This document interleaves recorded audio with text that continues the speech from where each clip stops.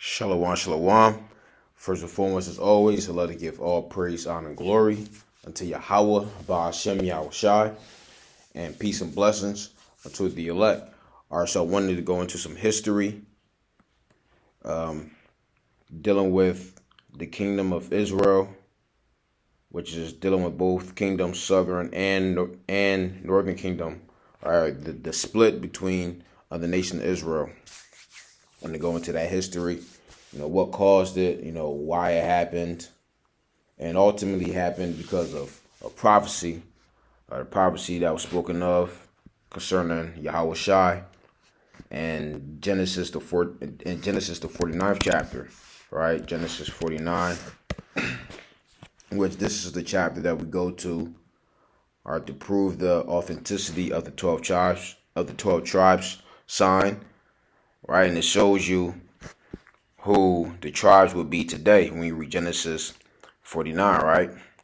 So jumping to Genesis 49 and verse 10, it says, the scepter shall not depart from Judah, nor a lawgiver from between his feet, until Shiloh come, and unto him shall the gathering of the people be. And the gathering of the people is talking about the gathering of all of the 12 tribes. Right, from Judah all the way down to Issachar, right, because our people are scattered throughout the four corners of the earth, and also because there's a split, there's a split between us. And Yahweh Shai is going to come back and he's going to join us together, like it says in the book of Ezekiel, the 37th chapter, about how we're no longer going to be two separate nations anymore, right? Because we are two separate nations as far as it stands right now. The northern and the southern kingdom, we don't. Well, obviously we do that are in this truth, but we don't really, for the most part, look at each other as the same people. Now, now you may have some. Now you may have some northern kingdom brothers that may acknowledge that we are the same people. Like when I was teaching in Harlem, I was teaching in Spanish Harlem, New York. This is probably going back 3 years ago now. Yeah, about 3 years ago, I was teaching in Spanish Harlem, New York, and I was speaking to some northern kingdom brothers, really like Ephraim and the so-called Dominicans, right? They will acknowledge that we're the same people, right? Simeon and Ephraim, right? They will acknowledge that we're the same people. But as far as like Issachar and Zebulon, man, they're like out of there, and they don't know what's going on. And I was speaking to Simeon and Ephraim, and they was like, yeah, man, we the same people. We the same people. Yeah. And not on no same people where they like, oh yeah, we're all human beings. No, they meant like so-called blacks and Hispanics, like we're one. All right, they actually acknowledge that. But like as far as Issachar and Zebulon, man, they are out of there. They don't know what's going on. It's really a miracle with that. Especially seeing how Issachar act down here in Texas, because in Philly, I grew up really mainly around Ephraim. You see what I'm saying? That's the tribe that's prevalent down in Philly, Ephraim. So Ephraim and Judah does clash down there, but also you will find a lot of Ephraimites hanging with the southern kingdom and vice versa. Like they're clicked up down there. But as far as Issachar goes and Zebulon, man, like I said, they are completely out of there. Like they honestly think that they're Edomites. And Heavenly Father is going to give them a rude awakening. Although you do have some Issacharites in the gym, you know that vibe with us. We had this one Issacharite brother. He said that where's me and Shamgar, where's two favorite black people or whatever. But hey, that's the spirit though. You know what I'm saying? That's the spirit. So you do have some of them coming around, but man, for the most part, Man, Issachar and Zebulon, I don't know what they be on. It really is a miracle. It's really a miracle. It's divine intervention that we're going to get 12,000 Issacharites, right? Because the way they behave, towards Southern Kingdom, it's crazy. Seeing it firsthand for myself down here. But this is Ezekiel 37:21. It says, "And say unto them, Thus saith Yahweh power, behold, I will take the children of Israel from among the heathen, whither they be gone, and will gather them on every side, and bring them into their own land. And I will make them one nation in the land upon the mountains of Israel, and one king shall be king to them all. And they shall be no more two nations, neither shall they be divided into two kingdoms anymore at all." You see that? So it was all according to the prophecies, all right, that we was going to split and be two separate nations. Let's read it again. Let's read it in the NLT. Ezekiel 37:22. It says, "I will unify them into one nation on the mountains of Israel. One king will rule them all. No longer will they be divided into two nations or into two kingdoms." You see that? So no longer will it be, all right, man, you got the Southern Kingdom and the Northern Kingdom. All right, because originally you didn't have that. When you read Exodus, when you read Numbers, Deuteronomy, it just said the children of Israel.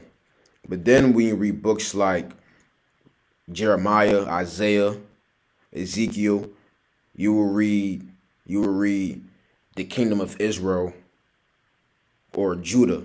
You will read Judah and you will read Ephraim.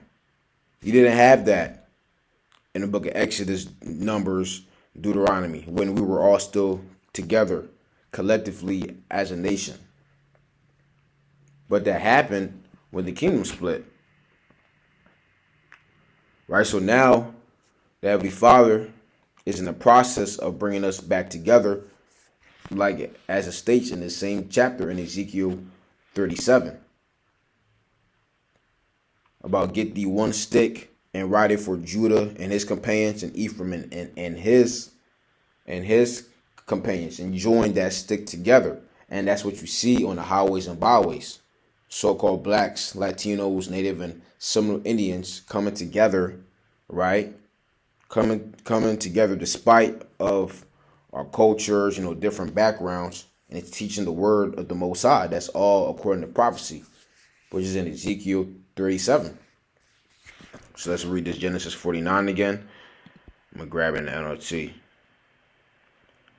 Genesis 49. And this all revolves around Yahweh Shai through the Spirit. All right, Genesis 49 and verse 10. It says, "The scepter will not depart from Judah, nor the ruler's staff from his descendants, until the coming of the one to whom it belongs," which is Yahweh Shai, "the one whom all nations will honor." And all nations is going to honor him. So now let me go ahead and jump to this real quick. Right, because as I was reading Tobit, as I was reading the book of Tobit, just to throw this out there too, because you do have Judites, all right, Southern Kingdom brothers that do hate on the Northern Kingdom brothers as well. But when you really read the scriptures, you will see that tribalism was practiced amongst Northern Kingdom even from back in the ancient world, right? Which tribalism is strong loyalty to one's own tribe, party, or group, and that's what you see prevalent amongst Northern Kingdom, right? They mainly stick together, right? Which I have this in Tobit 1 and verse 9, right? Now this is Tobit speaking. It says, "When I grew up, I married Anna, a member of my own tribe. We had a son and named him Tobias. Later, I was taken captive and deported to Assyria, and that is how I came to live in Nineveh," right? So you see how Tobit says when he grew up, he married Anna, a member of his own tribe.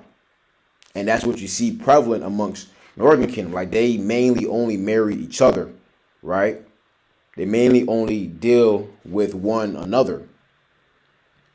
Whereas versus the Southern Kingdom, like Moses, Solomon, David, they marry anybody. All right, David, or his woman was from of the tribe of Benjamin. All right, Saul's daughter. Right, Judah's not really into tribalism like that.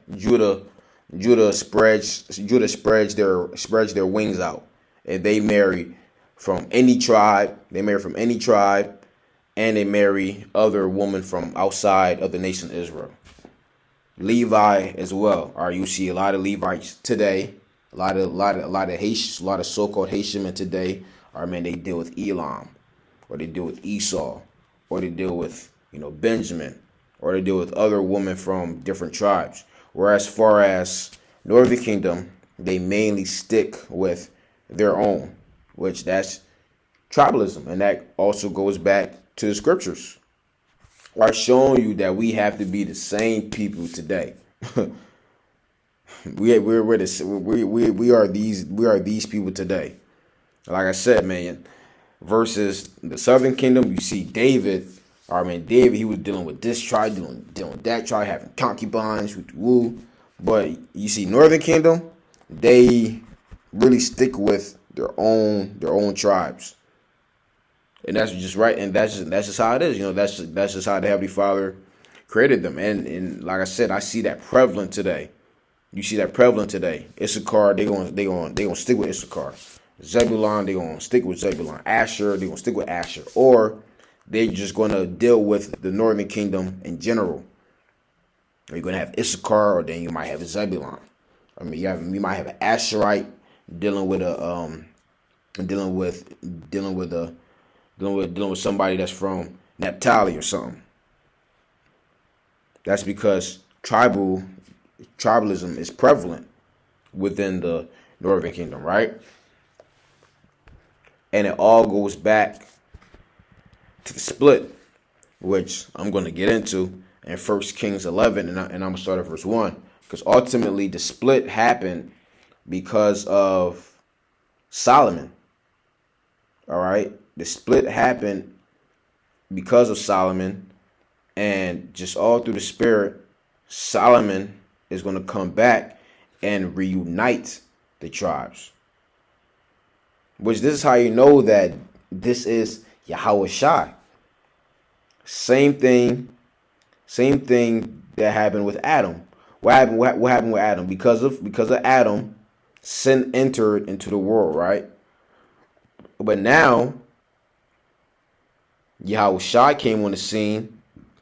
He's coming back to do what? To rectify everything. Showing you that he is these people, but just better. Like how we said in Matthew, the 12th chapter, that a better Solomon is here, right? Or a greater Solomon is here. Showing you that he is Solomon, but just a better version of himself.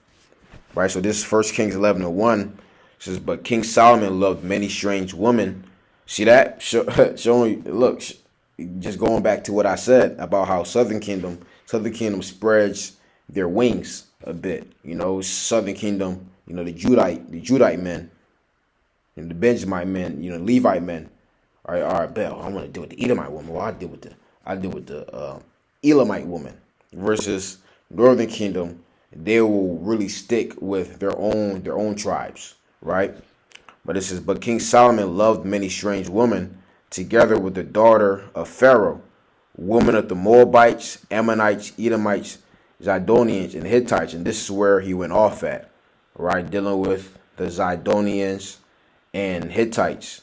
Why? Because these are Canaanite families right here, which that was instructed for us not to deal with when you read Deuteronomy, the 7th chapter, right?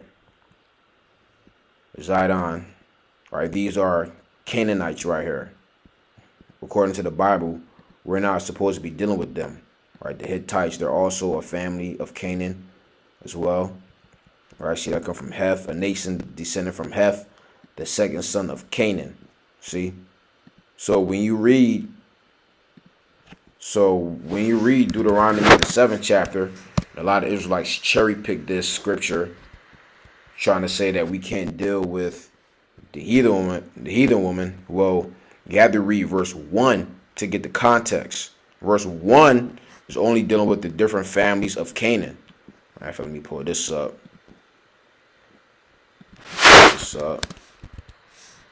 And this is why, and this is another reason why, I'm going over things like this, is because a lot of Israelites don't know these things. All right, a lot of Israelites don't know the basics. All right, like some Israelites don't even know that there's a makeup Passover and things like that. So these things are good to go into. Now I'm going into Genesis 11. I may gotta go to Genesis 10. Yeah, I'm gonna go to Genesis 10, or to have that line up with Deuteronomy 7. Because Genesis 10 and 11, you will see who came out of who, or what nation came out of, who. Right? So Deuteronomy 7 and verse 1, it says, when Yahweh thy power shall bring thee into the land whither thou goest to possess it, and have cast out many nations before thee, the Hittites and the Girgashites and the Amorites and the Canaanites and the Perizzites and the Hivites and the Jebusites, 7 nations greater and mightier than thou. Now let's read Genesis 10. Let's see who came out of Canaan. Genesis 10 and 15. And Canaan begat Zidon, his firstborn, which goes back to 1 Kings, right? He loved the Zidonians, which is the same thing. Came out of Canaan.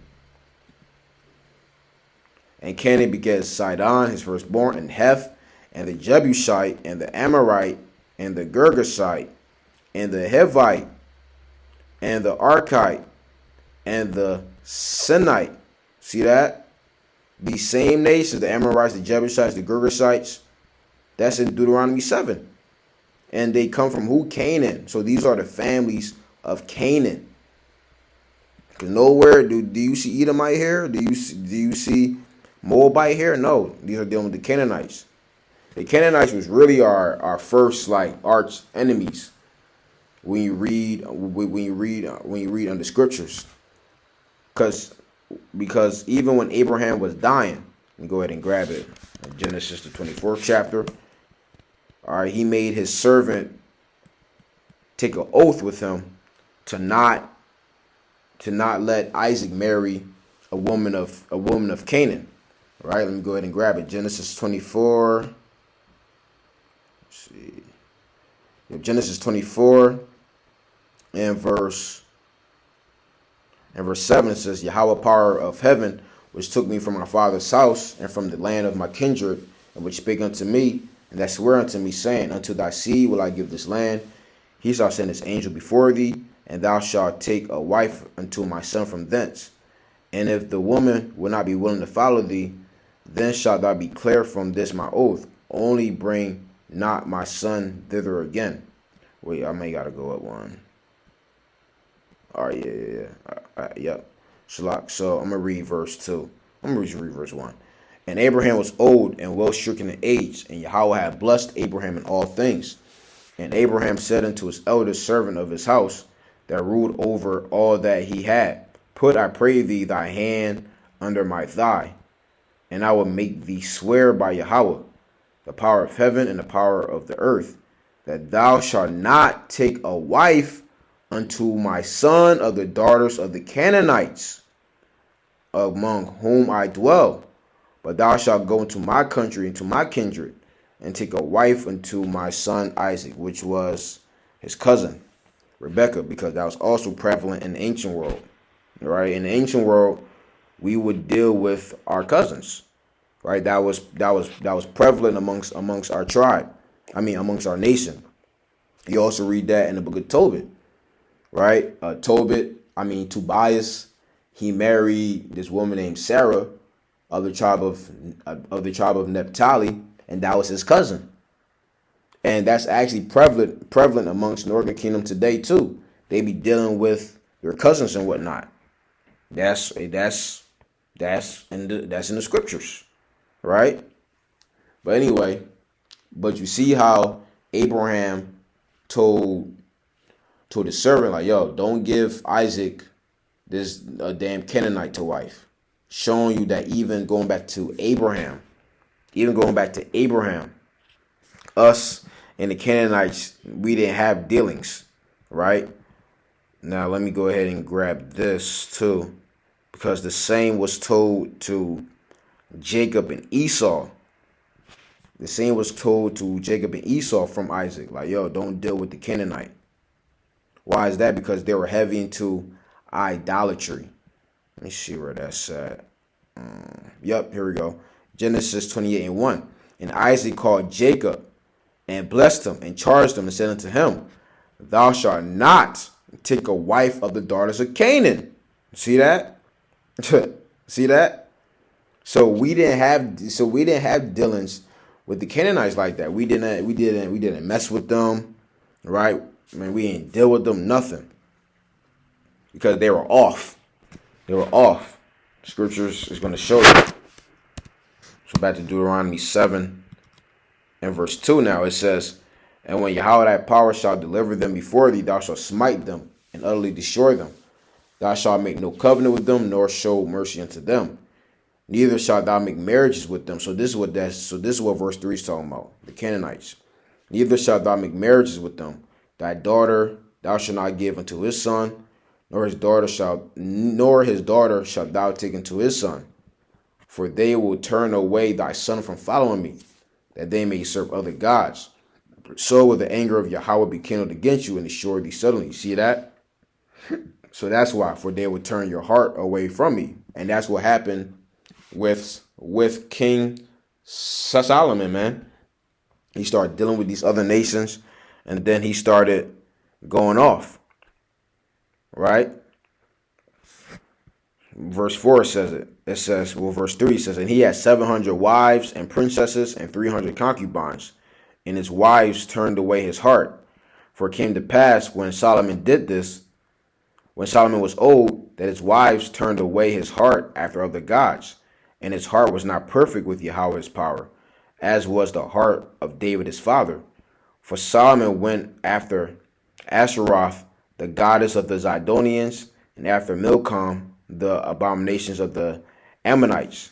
And Solomon did evil in the sight of Yahweh, and went not fully after Yahweh, as did David his father yet, because again, he started diving into their culture, or how they worship their gods, right?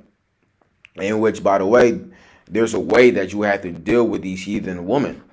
Then again, when you read books later, when you read the book of Nehemiah, you had the men, of course, of Levi. It was really like the Levites. They was dealing with these women, but they couldn't speak in the language of the Jews. They couldn't speak the Hebrew. They were speaking in the language of their mom culture. Because when you marry a woman, she's supposed to assimilate into your culture.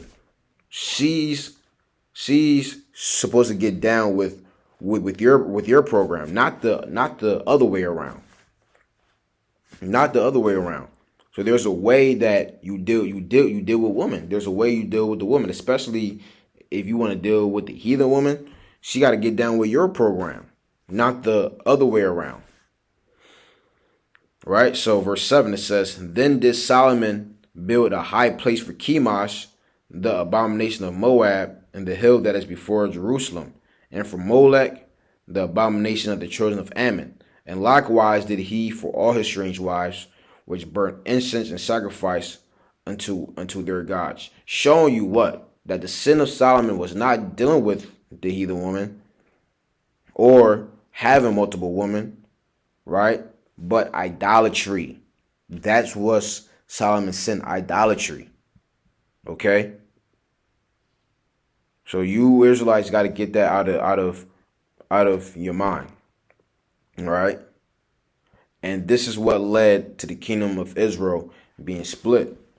I'm going to jump down to verse 29 now. All right, 1 Kings 11 and verse 27. It says, and this was the cause that he lifted up his hand against the king.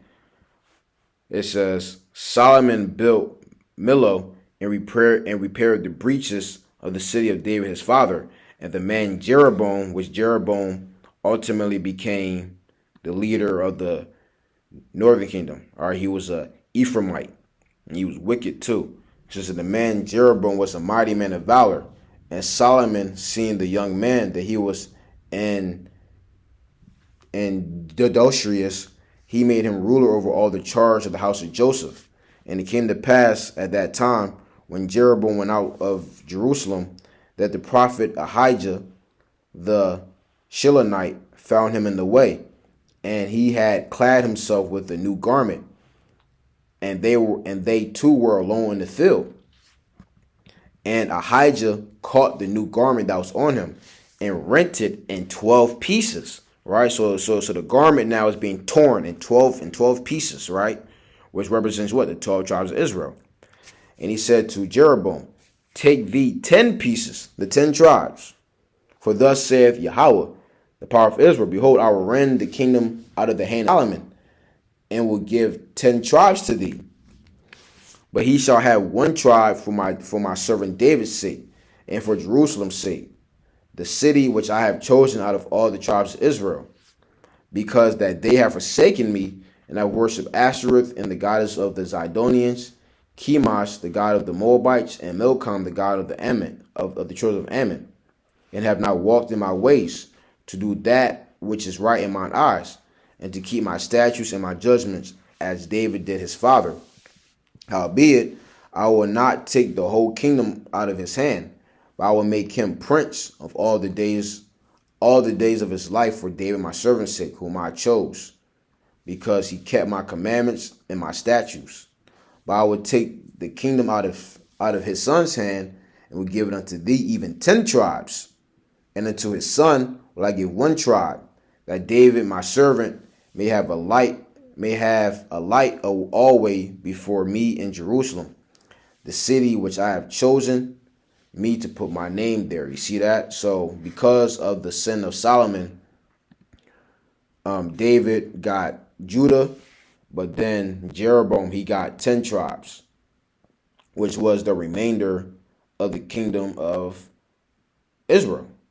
All right, northern kingdom, which Levi actually went with the northern kingdom too, originally, which makes sense because of Genesis 49 about Simeon and Levi being brethren, right? But I believe it was Jeroboam kicked out Levi.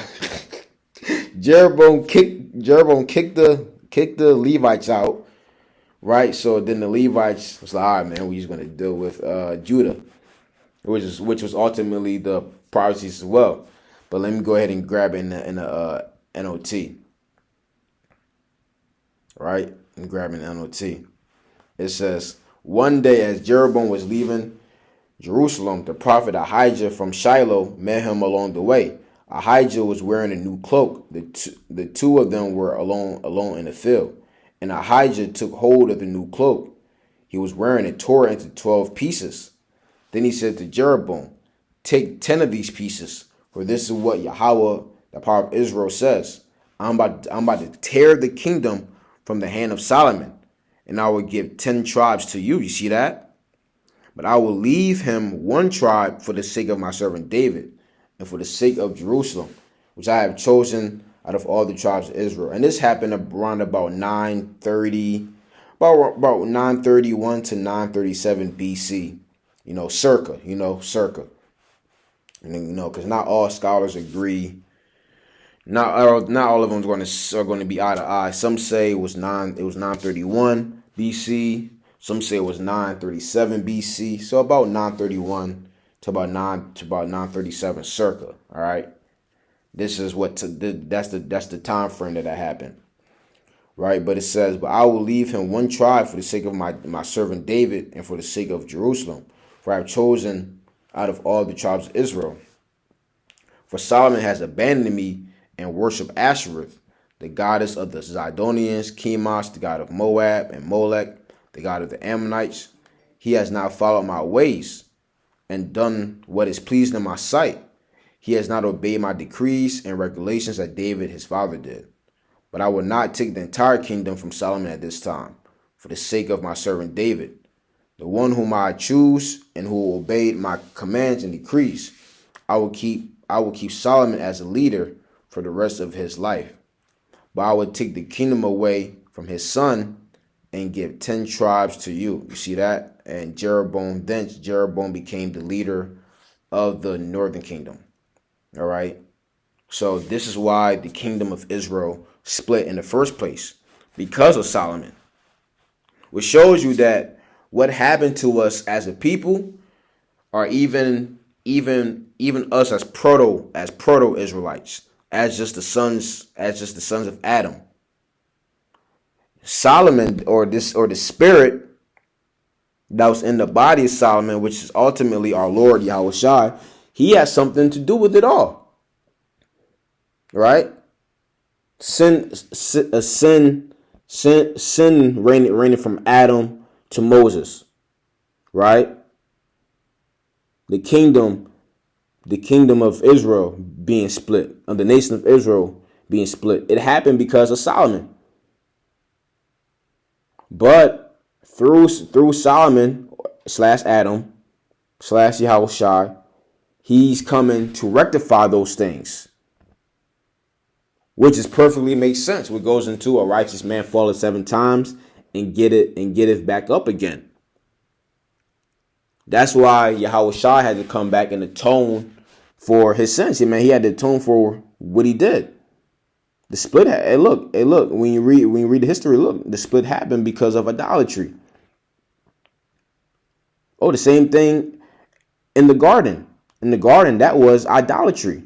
When they ate the fruit of the trees, the fruit of the tree is dealing with the philosophy of the different nations. In particular, the Edomite nation, because that was that tree.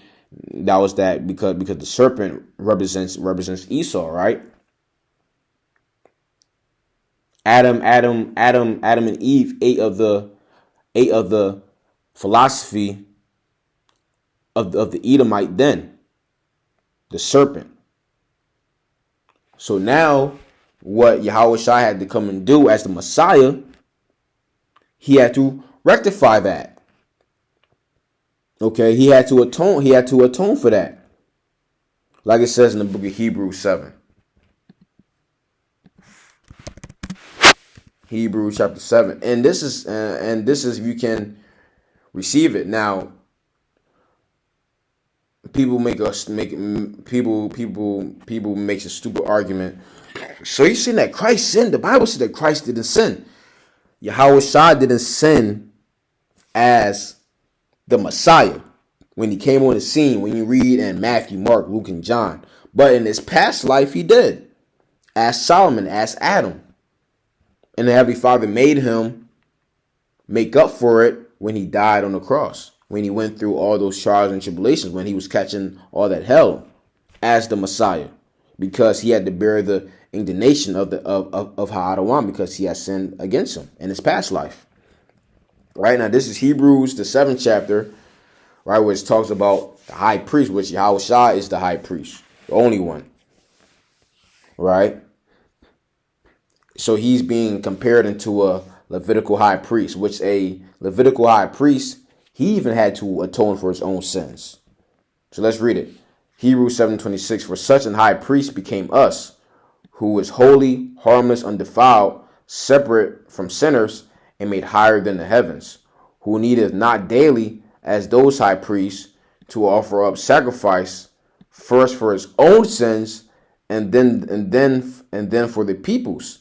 For this he did once, when he offered up himself. You see that? So Yahushua, he had to offer himself up, not only for the sins of the people, but for his own sins as well. And what sins is that? The sins that he committed as Solomon, the sins that he committed as Adam. You see what I'm saying? Let's go ahead and read it in the NLT. Hebrews 7, verse 27, it says, unlike those other high priests, he does not need to offer sacrifice every day. They did this for their own sins first, and then for the sins of the people. But Yahushua did this once for all when he offered himself as the sacrifice for the people's sins. See that? So Yahushua, he only need to do it one time. Yeah, Yahushua ain't coming back to do it again. Hold on, Salaki, one moment.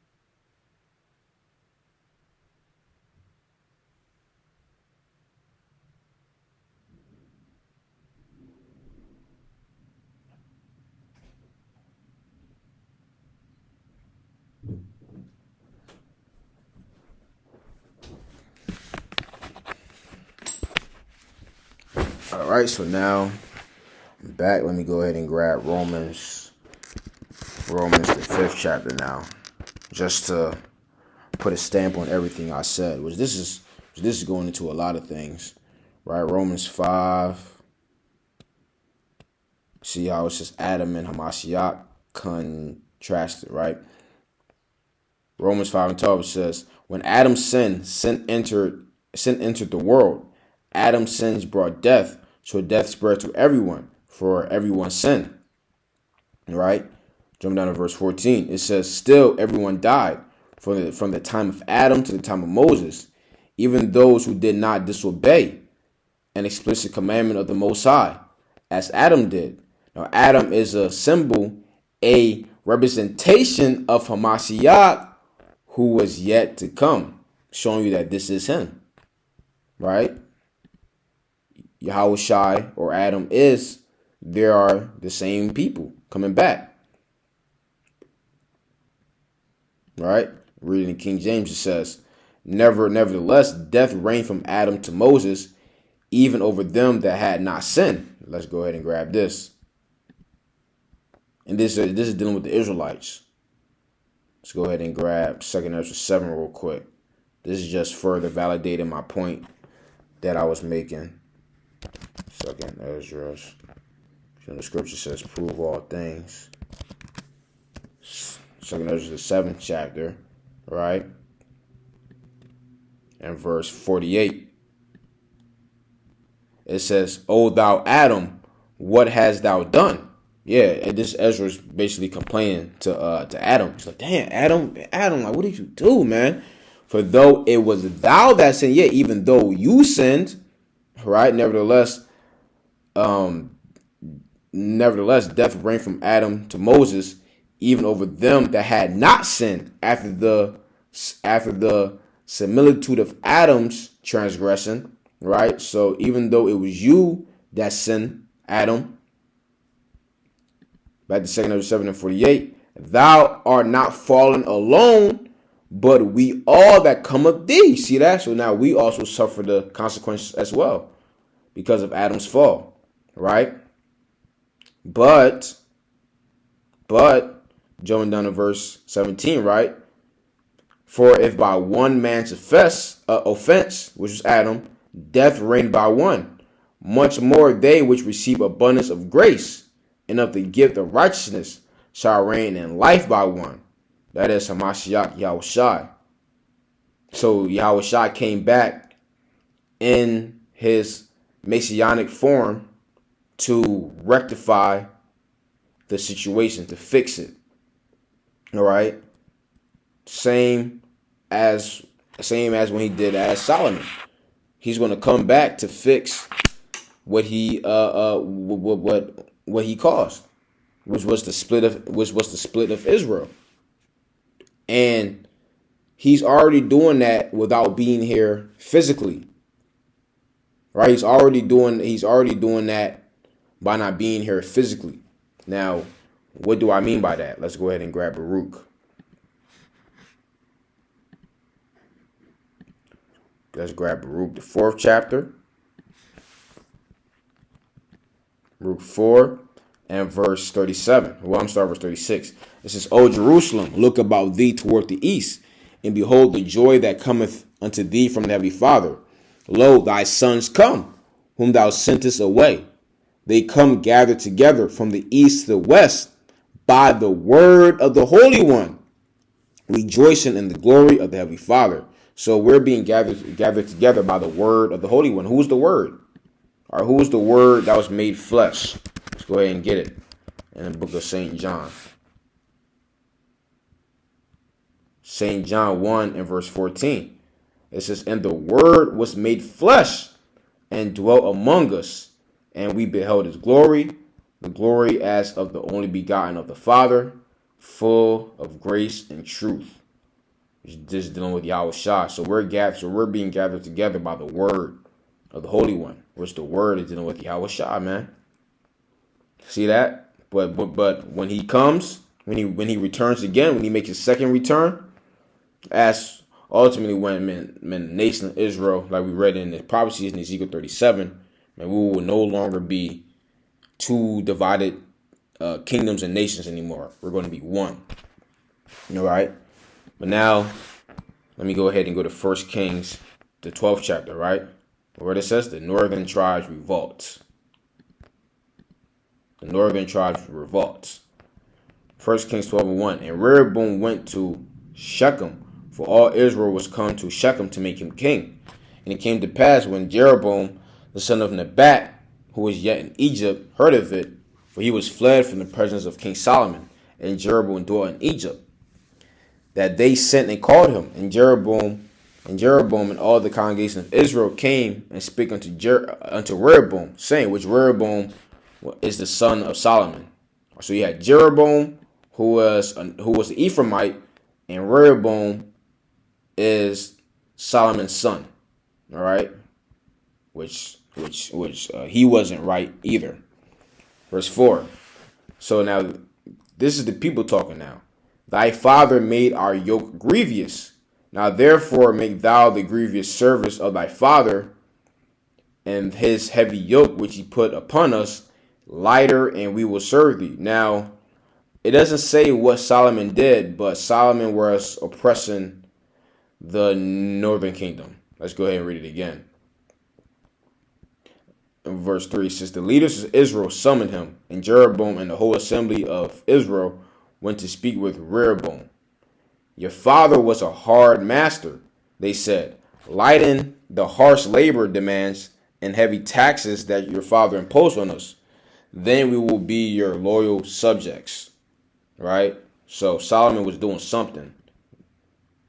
Right? He was working them too hard, and he was tripping out on them, and that really made the northern kingdom feel some type of way. And you will also see that today too. You will see, the Judites, which the Judites does do that. I myself done suffered from the brutal oppression of Judah, man.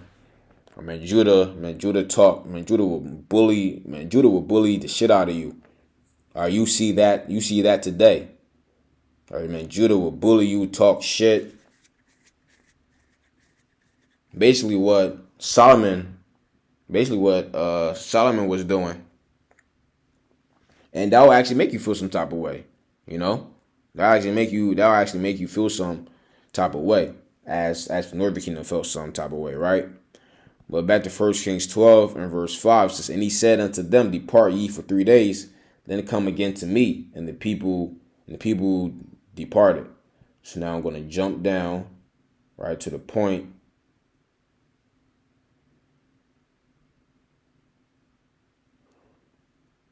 Now all right, bet. So verse 10 now.